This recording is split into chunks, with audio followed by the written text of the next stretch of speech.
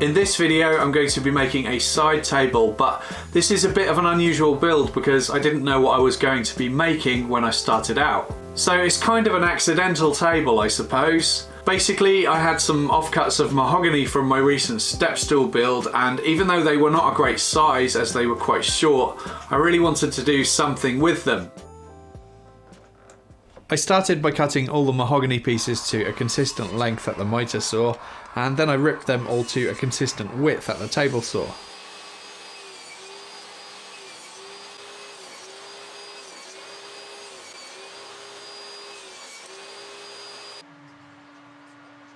I figured I could use these to form a herringbone pattern, but the problem was that I didn't really have much material to work with. I had some 25mm square strips of beech, and I thought this would look nice alongside the mahogany, and so I began ripping it into pieces the same thickness as the mahogany. I also needed to rip it to the same width, and I set the table saw fence by offering up one of the mahogany pieces between the blade and the fence to get the correct size. Then I could cut lots and lots of the beech pieces to length at the mitre saw. I started to play around with the design and I came up with a pattern that I liked. And at this point I was thinking that I would make some kind of dinner tray, but then I had the idea to make a circular tabletop. I thought that would look quite cool. After figuring out what diameter of circle that I wanted to make, I added a nail to my circle cutting sled with the radius of the circle being the distance between the table saw blade and the nail. And I needed to cut off the head of the nail with a cutting disc in my angle grinder.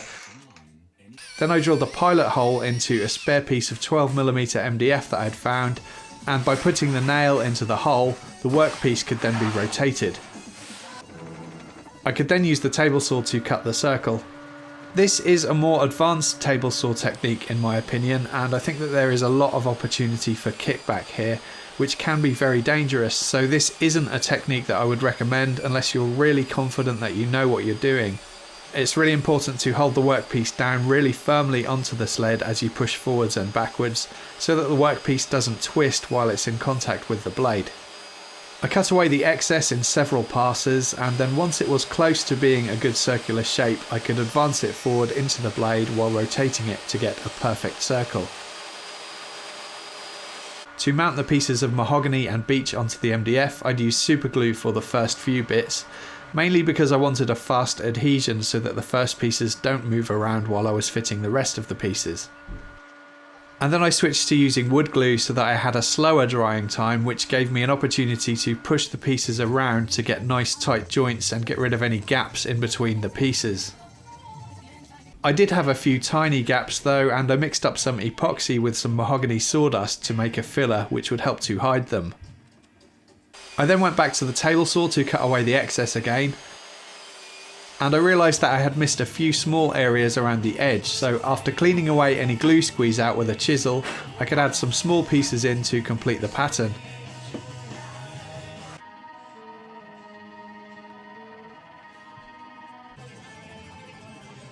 And once the glue had dried, it was back to the table saw again. The tabletop looked a real mess by this point due to all of the glue squeeze out on top, so I used my belt sander with an 80 grit belt to clean it up. And it came out pretty clean, but I did spot a few more tiny gaps, so I used a wood filler this time. I know that some people are going to hate the fact that I'm using exposed MDF edges for this tabletop, but it was actually pretty common to do this on veneered mid-century modern furniture, and I actually quite like the honesty of having exposed raw materials showing. And once the MDF edges are sanded nice and smooth, they're going to look pretty nondescript anyway. Next I did lots of sanding at 60, 80 and then 120 grit with my random orbit sander to get rid of any marks left by my belt sander. I did the final sanding by hand at 240 grit. I decided to route a round over onto the edge of the tabletop just to soften the look of it a bit.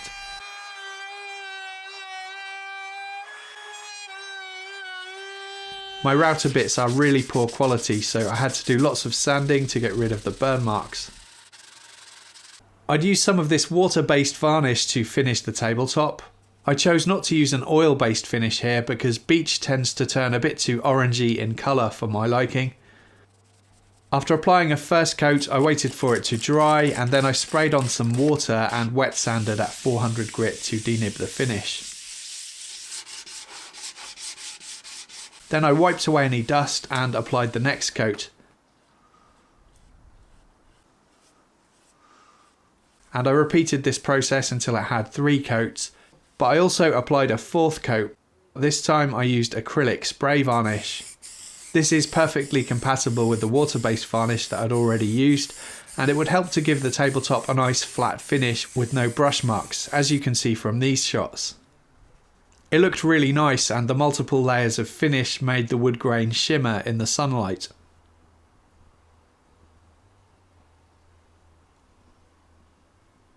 Next I could start working on a base for the table, and I had a piece of dowel which I found by some bins. I think maybe this might be an old curtain pole, but I'm not sure. It was just shy of 30mm in diameter, and I decided to make a pedestal style base for the table, which is something that I've not done before. I'd used some more salvaged wood to make a base and top mount. After ripping some pieces to size, I cut them to length so that they were just a little shorter than the diameter of the circular tabletop.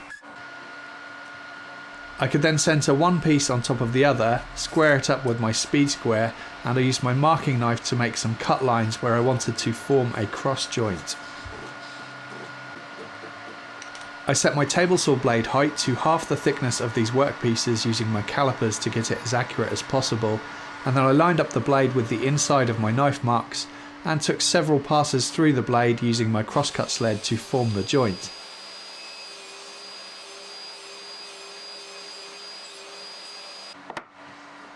The joint was a little too tight initially, so I used my chisel to pare away some of the end grain.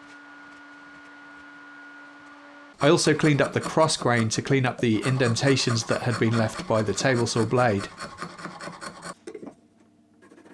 I then made some markings to form a shape that I thought would look nice for the base, and I cut away the excess at the bandsaw and refined the shape with some sanding.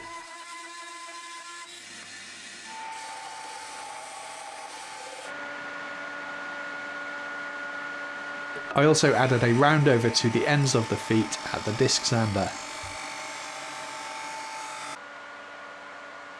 Then it was time to glue the pieces together, and the joint was pretty tight, but a mallet and an F-clamp helped to get the joint properly seated.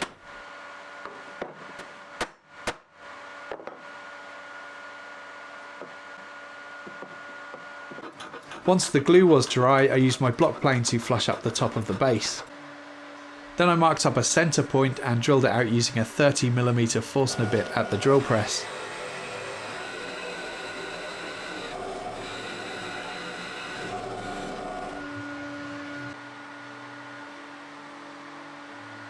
I also cut some small blocks which I added to the bottom using some wood glue. These will be used to level the table, but more on that later. I made a second one of these things in almost the same way, except I cut the wood a little bit thinner and didn't do so much shaping. This will be the piece that I used to mount to the underside of the tabletop, so it won't really be visible. Then I could cut the dowel to the length I wanted, and I cut the dowel quite long because I wanted this table to be higher than a coffee table, the sort of table that you might have next to a sofa to perch drinks on. The dowel wasn't in great condition, so I cleaned it up with some sanding. Next I could secure the tabletop mount to the top. I could use the pilot hole in the MDF from cutting the circle earlier to centre the mount, and I glued and clamped it in place. I wiped away any excess glue with a damp cloth, and while I had good access to the underside of the table, I also added my maker's mark. I later drilled some countersunk pilot holes and added some screws just for a bit of extra strength. I mixed up some epoxy and then added it to the top of the dowel and the hole too, and then I added masking tape to help minimise any mess from the excess glue. I cut out the hole and added the dowel. I chose epoxy rather than wood glue here because the dowel was just shy of 30mm and the hole was exactly 30mm. And wood glue requires a nice tight joint in order to bond properly, whereas epoxy is a great gap filling glue.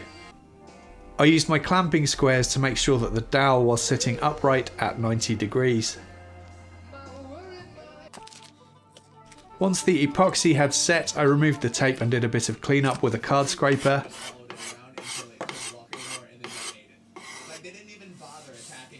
And then I followed the same process to secure the dowel to the base. And here I'm using a small scrap of wood underneath the dowel just to elevate it up flush with the bottom of the base.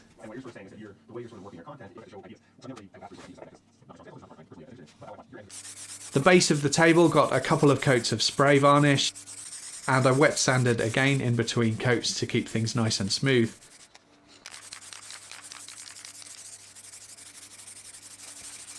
The final job was to level the table. I used my table saw table as a reference for flatness, and it was sitting pretty level too in relation to the reference surface of the table saw, so I just needed to take a few shavings off the bottom of the feet with my block plane.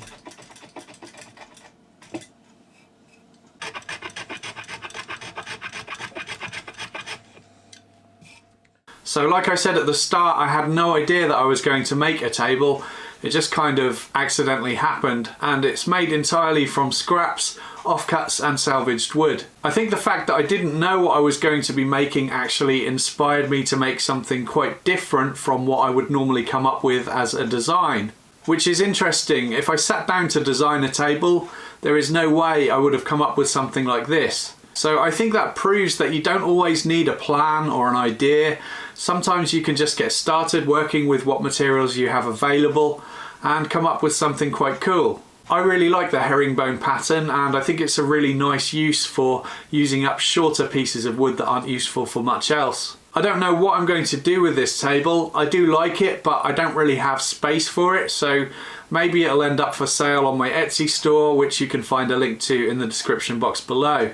And I don't know how long I spent on this project either, because it's something I just kept coming back to in between other projects. That's it for this one. I hope you enjoyed this video. Please subscribe if you haven't already for more weekly woodworking videos, and thank you for watching.